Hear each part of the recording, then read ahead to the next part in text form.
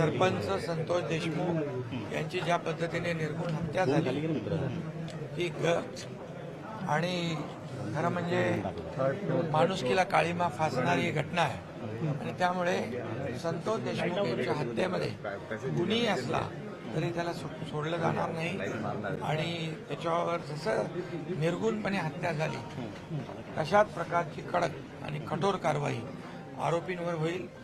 ही केस मुख्यमंत्री महोदयांनी एसआयटी सीआयडीकडे दिलेली आहे, एसआयटी लावली आहे, सीआयडी तपास करते आहे आणि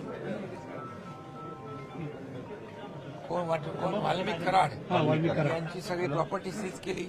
हाती गोठवल्यानंतर नाक दाबल्यानंतर तोंड उघडतं याप्रमाणे आणि कानून के हात लंबे होते। सरकारचा कुठे सरकारने कुठे इशारा दिलाय का की कोणी राजकीय जरी असेल तरी कोणी याच्यामध्ये या हत्येशी ज्याचा ज्याचा संबंध असेल मुख्यमंत्र्यांनी तर यापूर्वीच जाहीर केलेला आहे।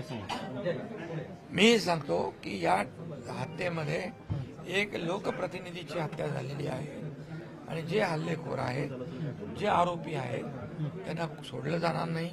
ही केस फास्ट ट्रॅकवर चालवून या ठिकाणी सरकारच्या वतीने या सर्व आरोपींना फाशीची शिक्षा लागली पाहिजे अशा प्रकारची कोर्टाला विनंती करतो।